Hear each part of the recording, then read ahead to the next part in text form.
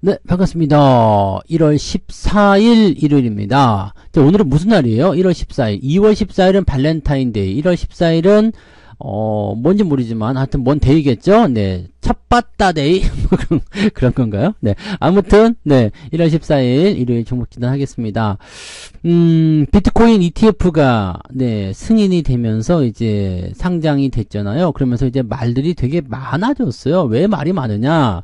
우리나라에서는 안 된다 이거였거든요. 우리나라는 아직 법적으로 이게 말이 안 된다, 할 수가 없다. 그렇게 나오면서 상당히 이제 불평등하다 뭐 이런 식으로 얘기가 좀 나왔었잖아요. 그러다 보니까 상장 승인됐다 해가지고 확 올라갔다가 또 우리나라에서는 안 된다, 그러니까 또 떨어졌다, 이런 모습이 나타났습니다. 비트코인 관련한 종목군들은 여전히 변수는 좀 많이 가지고 있지만은요, 요즘에는 그래도 이제 이런 변화의 물결 속에서 어느 정도 조금씩 자산을 인정받는 느낌이 좀 있죠. 근데 아직까지 저의 입장에서도요, 네, 이 비트코인을 이렇게 매매를 해야 되겠다라는 생각은 별로 안 듭니다. 근데 뭐 코인 하시는 분들은 일단은 이게 뭐 자산의 어떤 기준점을 잡기가 애매하잖아요. 그냥 거래 용도로 사용하거나 아니면은 뭐 이렇게 돈으로 주고받는 그런 정도로 쓰고 있는 그런 정도겠지만, 네.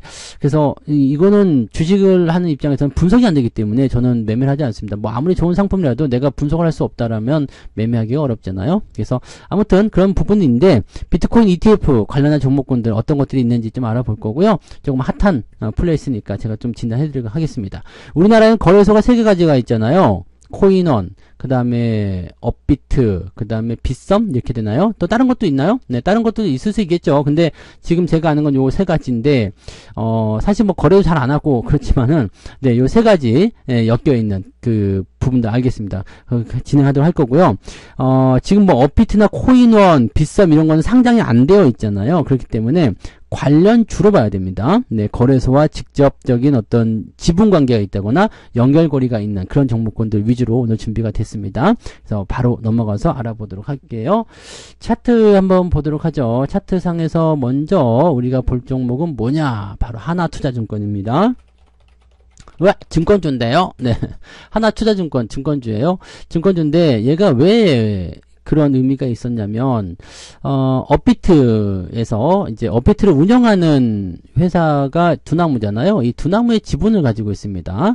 뭐, 지금은 한 6%대 있나요? 6%대인가 5%대인가 그 정도 있죠. 예전엔 7%대까지 있었던 것 같은데 조금 줄은 것 같더라고요. 근데 아무튼 지분율이 그 정도 있어요. 지분을 갖고 있다는 게 중요한 거죠. 몇 프로가 중요한 게 아니라 지분을 갖고 있는 게 중요한 겁니다. 지분을 갖고 있기 때문에 이렇게 되면 어떻게 되겠어요? 그러면은 그 코인의 어떤 그런 거래량이 더 늘어나지 않겠느냐. 지금 여러분들이 생각하시는 것은요, 이 ETF에 대한 부분이 중요한 게 아니에요. 그래서 이 비트코인 ETF가 상장 승인이 됐다는 것은 얘네들이 자산으로 인정받을 수 있다는 의미가 되는 거거든요. 근데 우리나라 입장에서는 얘네를 자산으로 인정할 수 없기 때문에 펀드의 기초자산으로 포함시킬 수가 없어서 이걸 승인은 안 되겠다는 얘기잖아요. 그러니까 이거를 지금 미국에서는 인정을 했다라고 본다라면 전 세계적으로 봤을 때 검토를 통해서 우리나라도 인정을 하게 되고 거래를 할 수 있게끔 만들어줄 수도 있다는 얘기가 되는 거거든요. 그러면 이 부분이 어떤 식으로 되겠어요? 코인이라는 것에 대한 안정성을 조금 더 보태주는 상황이 되기 때문에 코인 거래가 더 활성화될 수 있는 상태가 됩니다. 그러면 거래소의 수익률이 늘어날 수 있는 상태가 되겠죠. 지분 갖고 있는 애들은 당연히 지분이익이 커지게 되는 상태가 될 거고요. 네. 그래서 그 지분을 갖고 있는 기업들이 굉장히 주목을 받을 수 있는 내용이 좀 된다는 얘기입니다. 자, 어쨌건 그래서 하나투자증권이 이제 그런 식으로 엮였는데 주가 추이는 일단 좋습니다. 네, 주가 추이는 좋고요. 이 이벤트를 제외하면은 증권주를 봐야 되거든요. 증권주는 근데 시장 상황에 맞춰서 움직여야 됩니다. 근데 저는 올해 시장이 좀 올라갈 것 같아 보이거든요. 그래서 시장이 상승할 때 증권주도 같이 올라간다, 이런 식으로 받아들이시면 되는 거고, 얘는 지금 이 비트코인과 관련된 부분에서 이슈가 나타나서 테마를 가지고 움직이는 거지, 지금 뭐 다른 증권사들 뭐 미래에셋이라든지 뭐 이런 것들 보시면 그렇게 썩 좋지 않아요. 그냥 시장하고 그냥 그대로 연결되는 모습이라서 썩 좋은 패턴이 아닙니다. 근데 이 하나투자증권 같은 경우는 네, 이 비트코인과 연결되면서 움직임이 나타난 거죠. 다만 문제는 뭐냐, 지금 보니까 올라갔을 때 털어먹는 부분이 좀 생겼죠. 매도가 좀 나타났고요. 이게 음봉 크기가 좀 커요. 낙폭이 좀 큽니다. 물론 전날 상한가를 기록했지만 그 다음날 바로 15% 정도 하락하면서 분위기가 좀 나빠졌죠. 이 갭을 메꾸겠다는 생각을 할 수 있을 것 같아요. 그래서 추가적으로 하락이 다 나타날 가능성이 굉장히 높은데, 여기서 주목해야 될 것은 이 갭 상승한 부분들에 대한 지지선이 뭉개지느냐 뭉개지지 않느냐입니다. 자, 지금은 이제 뭐 증권주들에 대한 포인트는 시장이 올라갈 때 증권주가 올라간다는 시점으로 봤을 때 매수가 좀 들어올 수도 있겠지만, 요거는 테마성이 강하기 때문에 그것을 좀 떠나서 다른 쪽으로 봤을 경우는 이 지지선은 무조건 지켜줘야 되겠죠. 즉 3,600원 아래로 떨어지면 안 되겠다는 얘기입니다. 그러면 한 4% 정도, 3-4% 정도 여유가 있을 것 같은데, 글쎄요, 3,600원 지켜질 수 있을런지 모르겠어요. 왜냐면 이게 내일이죠. 내일 아침에 밀고 떨어지게 되면은 5일선 그냥 바로 뭉갤 수도 있거든요. 그래서 아마 실망감에 대한 부분들이 나오기 시작하고요. 매도를 쳐야 되겠다는 생각을 좀 했을 가능성이 높을 것 같아요. 그래서 주가 떨어지게 되면 여기에서 부담감들이 커질 수 있으니까 이 부분들을 여러분들이 잘 체크해 주실 필요가 있습니다. 자, 주가가 떨어지면 어떻게 될까요? 네. 뭐 아래쪽에 지지선이 두껍게 있으니까 나는 증권주 보면서 그냥 갈란다 하시는 분들은 네, 3,100원에서 3,400원 라인인 이 지지 라인 때 보면서 그냥 가시면 되는 거고요. 상승은 아깝지만 그냥 말아먹는다. 이거 반납하더라도 난 좀 더 다음번 노리겠다. 이렇게 생각하셔야 되는 부분이 될 것 같고요. 단타를 노리시는 분들 입장에서는 네, 매도를 그냥 바로 치셨어야 되거든요. 금요일날. 근데 그게 일단 안 되셨으니까 이건 뭐 어떻게 해야 되나요? 내리면 일단 3,600원 정도까지 내려오게 되면은 이 박스 상단이기 때문에 지지선 역할을 하게 되거든요.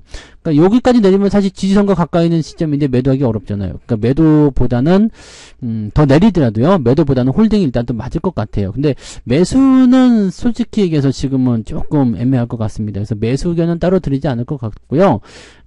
가지고 계신 분들은 일단은 주가가 올라가도 보유해야 되는 거고요. 내려가게 됐을 때는 지지선이기 때문에 네, 일단은 금요일날 많이 내려서 추가적으로 하락이 나타나면 지지선까지 밀리는 거기 때문에 굳이 매도가 필요한가? 라는 생각을 좀 할 수 있을 것 같아요. 그래서 조금 더 보시는 게 유리하지 않겠는가? 라는 생각을 좀 해볼 수 있겠습니다. 네.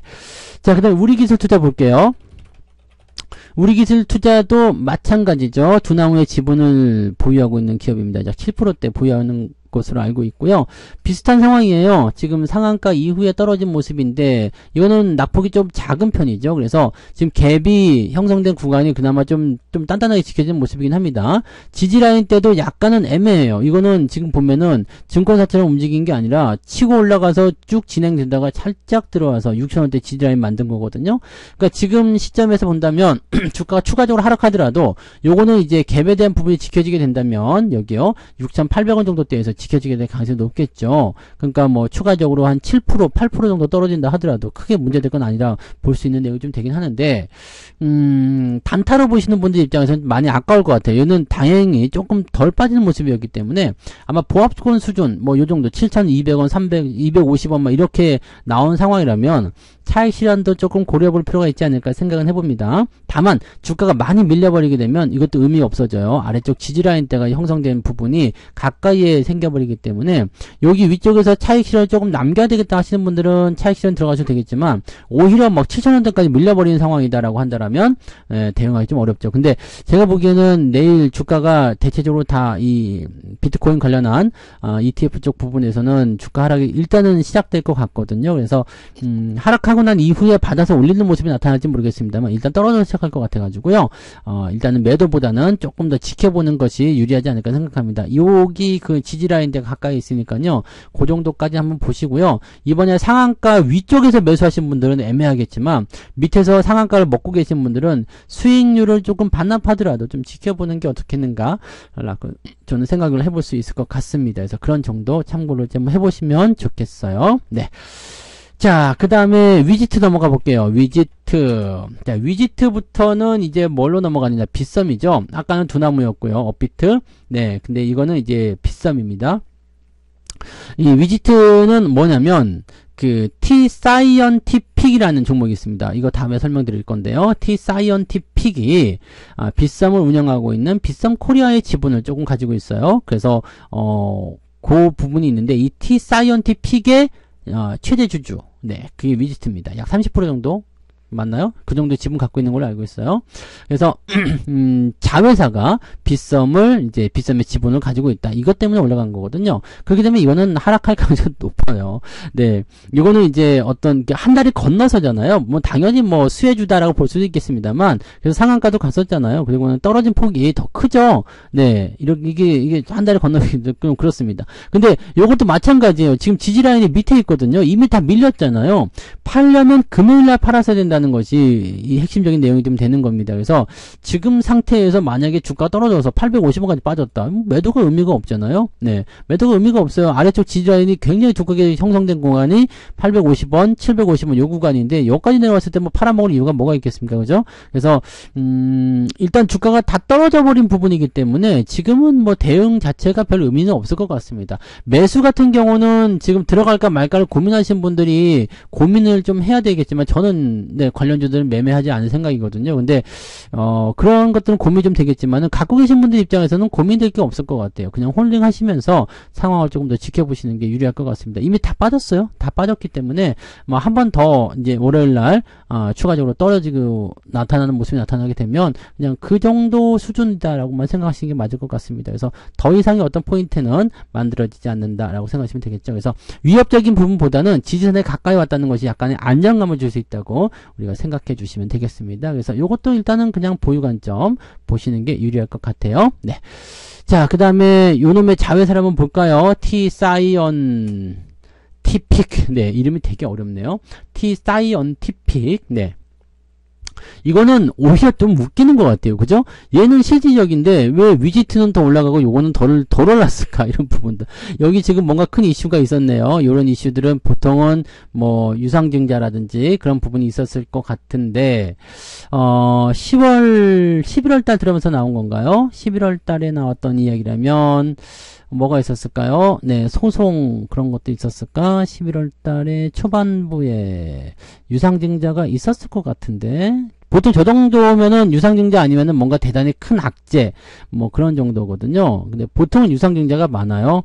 근데 뭐가 있었죠? 근데 딱히 보이는 건 없네요. 네, 딱히 뭐 악재다 그런 부분은 별로 없어 보이는데 왜 이렇게 하게 된 거예요. 전환 청구권 때문에 그런 건가? 네. 전환 청구권의 행사가 있었다 뭐 이런 정도 조금 나오는데 그거 말고는 지금 네. 특별한 이슈는 따로 보이지 않는데요. 보통은 저런 악재가 한번 나와서 크게 떨어지는 모습이 나타나요. 이거 하한가는 아니죠? 하한가네요. 야, 하한가라고요? 하한가가 나올 정도면 이건 뭐 대단히 좀 심각한 악재 아니야? 근데 전환 청구? 네, 그런 정도였을까요? 뭔가 다른 얘기가 있었을 것 같은데. 뭐, 지금 제가 보는 관점에서는 뭐, 특별한, 네, 이슈가 안 보이네요. 그래서 전환 청구권 때문인가?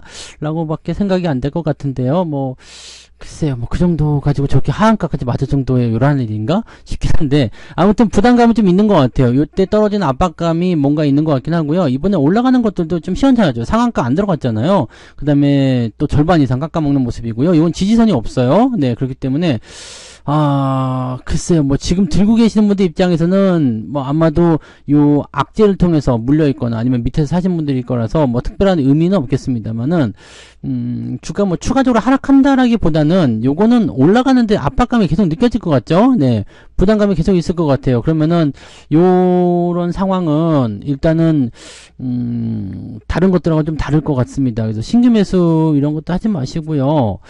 주가가 또 떨어지게 됐을 경우에는 뭔가 결정을 좀 내리셔야 될 것 같아요. 그죠? 네, 분위기가 조금은 다른, 네, 그런 내용이라고 생각하셔야 될 것 같습니다. 실질적으로 이게 더, 위지트보다는 이게 더 나은 거 아닌가 싶기도 한데, 네, 내용상은 나은 거 아닌가 싶기도 한데, 모양상으로는 전혀 아닌 것 같습니다. 그래서 요거는 리스크를 좀 생각하셔야 될 것 같고요. 결과적으로는 지난번에 하락한 여기 11월 1일 날, 요 하락한 요 부분을 해석을 해줘야 됩니다. 뭐 해소를 해주고, 이제 3,000원 이상으로 올라가줘야 야지 주가에 대한 어떤 신뢰도나 이런 게 증가하게 되겠죠. 그래서 지금은 건드리지 않는 게 좋을 것 같습니다. 매수견 좋지 않고요. 가지고 계신 분들 입장에서는 네, 현재 매수 가격이 얼마인지를 보고 뭐 어차피 이것도 매도는 의미가 없을 것 같긴 한데요. 추가적으로 더 떨어진다거나 그렇게 나타나서 뭐 1,500원 아래로 떨어지게 되면 요거는 네, 뭐 비트코인 뭐 관련해서 뭐 어쩌고저쩌고 그런 거 다 떠나서요. 그냥 애매할 것 같습니다. 뭐 사람들이 일단은 관심을 조금 덜 가지는 것 같죠. 보통 다른 종목들은 다 상한가 들어가는데 요거는 못 올라가고 또 떨어지는 것도 뭐 같이 그대로 반영되고 이렇게 되면은 글쎄요. 그다지 네, 그다지 않겠는가, 그다지가 아니겠는가라는 생각을 좀 해볼 수밖에 없을 것 같습니다. 이 부분 참고하시면 좋겠어요. 그다지 썩 좋아 보이지 않네요. 네. 자, 그다음 카카오뱅크로 넘어가 볼게요. 카카오뱅크. 여기서부터는 이제 코인원입니다. 코인원. 카카오뱅크도 요거는 근데 은행주 쪽으로도 볼 수 있기 때문에 요거는 오히려 또 괜찮은 것 같아요. 아래쪽 지지선 잘 되어 있고요. 이 은행주 쪽의 움직임들은 지금 사실 카카오뱅크 같은 경우는 약간 공격적인 부분도 좀 있었잖아요. 이제 인터넷은행 처음 나올 때는 굉장히 관심이 많이 있었다가 이제는 시중은행들도 전부 다 인터넷 뱅킹하고 막 그러다 보니까 뭐 그런 모습이 좀 있죠. 근데 얘는 갑자기 뭐냐, 은행주인데 왜 그러느냐, 코인원 하고요. 코인원에서 거래를 하시려면은 이제 원화를 입금 출금 이런 거 하셔야 되잖아요. 요거는 이제 카카오뱅크랑 하셔야 됩니다. 옛날에 농협이랑 했었는데 지금은 이제 카카오뱅크로 바뀌었죠. 그래서 얘네가 지금 몇 년 전부터 이제 운영을 하고 있는 걸로 알고 있어요. 그래서 카카오뱅크는 이제 거기에 대한 수혜주다라고 되어 있는데 실제로는 이제 뭐 거래량이 많이 늘어나게 되면 아무래도 카카오뱅크를 코인원을 통해서 거래를 하려면 카카오뱅크를 써야 되니까 그쪽으로. 근데 카카오뱅크는 웬만큼 다 가지고 있으니까요. 그죠? 요거 계좌는 다 가지고 있잖아요. 실제 거래도 많이 하실 거고요. 그러다 보니까 아마도 이제 이런 부분들이 수혜를 받지 않았을까 생각합니다. 지금은 저점 잘 잡힌 것 같아요. 나쁘지 않아 보이고요. 지난번에 이제 이 비트코인 관련한 부분 때문에 올라갔을 때도 한 9%밖에 안 올랐거든요. 얘는 뭐 상한가거나 그런 모습은 아니었죠. 근데 그만큼 잘 오르긴 했는데 지금 자리도 뭐 그렇게까지 나빠 보이지 않습니다. 28,000원에서 27,000원 정도가 지지선이기 때문에 아마 조금 내려와 줄 수만 있다라면 이런 것들은 매수해 놓고 좀 길게 보시는 게 괜찮지 않을까 생각해 봅니다.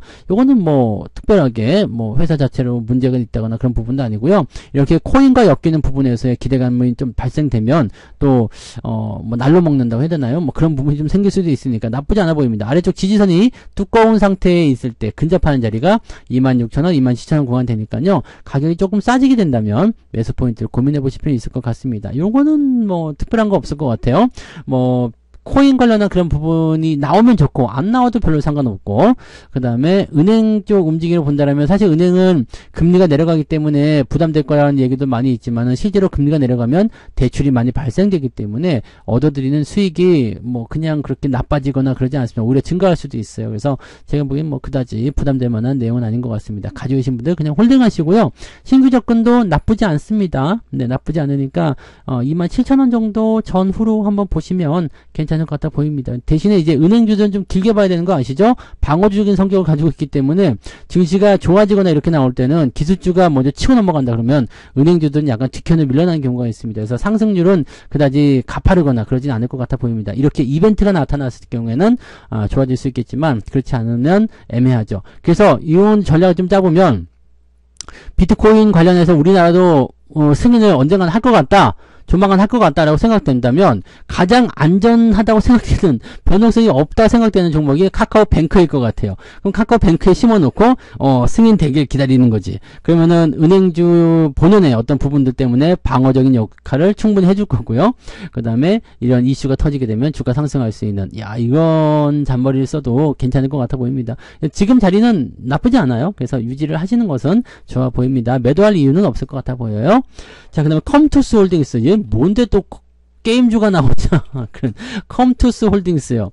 요것도 지금 보면은 상승이 좀 있었어요. 근데 10% 상승이고요. 7% 내렸습니다. 뭐 별로 영향이 없는 것 같아 보이죠. 컴투스 홀딩스는요, 코인원의 지분을 38% 정도 보유하고 있습니다. 코인원 관련주예요. 그러니까 아까 전에 카카오뱅크, 그다음에 컴투스 홀딩스, 얘네들이 이제 그런 건데, 자, 이상하게도요, 빗썸이나 업비트 같은 경우, 두나무 이런 쪽은요, 굉장히 강한 상승을 보여주죠. 막 상한가 치고 난리가 났는데 얘네들은 조용해. 그럼 코인원의 거래소 규모가 좀 작은 건가? 이런 생각을 좀 해볼 수 있을 것 같아요. 잘은 모르겠어요. 저는 코인 거래소 같은 경우는 잘 모르기 때문에. 그쪽은 잘 모르겠는데 아무튼 그렇지 않나라고 생각이 좀 들기도 하고요. 직접적인 연관고리가 좀 아닌 것 같다 싶은 생각도 좀 들기도 하죠. 근데 그렇게 따지고 보면은 뭐 하나투자증권 같은 경우도 뭐 증권사인데 뭐 이렇게 생각할 수 있는 거니까요. 자, 아무튼 컴투스홀딩스는 현재 주가 상승률을 그렇게 코인과 같은 부분으로 해서 좀 움직였었던 모습이 좀 있습니다. 근데 이번에서 반등이 세게 나간 것 같아 보이진 않고요. 말 많았죠. 이제 컴투스는 뭐 그동안 뭐 엔터주라든지 이런 쪽도 엮이기도 하고 막 말들이 많았었는데 이제는 네, 좀 안정권에 들어가려고 하는 모습이지 않을까 생각합니다. 근데 게임 같은 경우는 실질적으로는 그렇게까지 막 저거 할 만한 부분은 아닌 것 같아요. 게임주들은 아직까지는 넘어야 될 벽도 많고 막 그렇기 때문에 이쪽 부분에서 뭔가 대단한 게 나올 것 같아 보이진 않고요. 뭔가 지지선을 역할을 좀 하고는 있는데 실적 개선이 될 만한 부분이 있는가, 뭐 기대 볼 만한 부분이 있겠는가 이런 부분들 좀 생각해 보긴 해야 됩니다. 근데 위치는 지금 괜찮은 것 같아요. 매도 의견을 따로 보실 필요는 없을 것 같아 보이고요. 추세를 바꿀 수 있는 어떤 공간적인 부분도 나타나고 있는 것 같습니다. 뭐 짧게 보든 길게 보든지 간에 추세적인 부분들은 이제 넘어서는 모습이 좀 연결되고 있기 때문에요. 아래쪽 지지선도 괜찮고요. 그래서 지금 여기 4만원 아래쪽 구간에서는 포지션이 나쁘지 않습니다. 최종 지지 라인 때는 35,000 정도 나와 있기 때문에 이 정도로 저점 라인으로 보시고요. 이 구간대에서 네, 지지선을 찾으시면 될 것 같습니다. 저는 매수 안 할 것 같긴 합니다. 왜냐면 조금 지루할 것 같거든요. 근데 단기적 타이밍으로 봤을 때는요, 5일선과 21선의 골든크로스가 임박해 있잖아요. 이런 패턴들은 주가가 단기적 반등을 보이면서 이렇게 직전 고점대 매물대 정도까지는 반등이 나오는 경우가 굉장히 많습니다. 그래서 단기적으로 보시기에는 괜찮아 보이긴 하는데 길게 본다라면 위쪽 매물대로 또 생각해야 되거든요. 위쪽의 매물대가 이제 5만원 아래쪽으로 형성되는데 야, 이렇게 되면은 네, 딱 그 정도일 것 같으니까 저렇게 보면서 가기에는 조금 애매하겠죠. 그래서 매수 포인트를 만약에 생각한다면 조금 더 지켜보고 대응하셔도 괜찮은 것 같긴 하고요. 단기적 포인트라면은 네, 한 45,000원까지 노려볼 필요는 있을 것 같아 보여요.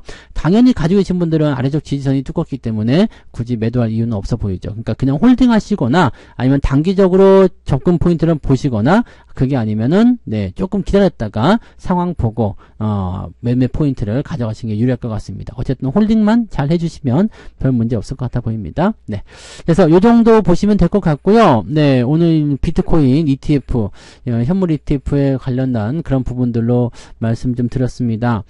관련주들은 이제 크게 거래소 세 군데 잡아가지고요. 연결고리 있는 종목들 3개 말씀드렸고요. 하나투자증권, 우리기술투자, 우리 위지트, T사이언티픽, 카카오뱅크, 컴투스 홀딩스 말씀드렸는데 특별히 매도할 만한 부분은 없었고요. T사이언티픽만 조금 네, 이상하다. 이 정도만 받아들이시면 될 것 같습니다. 그래서 그 정도로 보시고 나머지 것들은 뭐 그냥 매도보다는 상황을 좀 지켜보고 대응하자. 이런 식으로 생각해 주시면 될 것 같아 보여요. 네.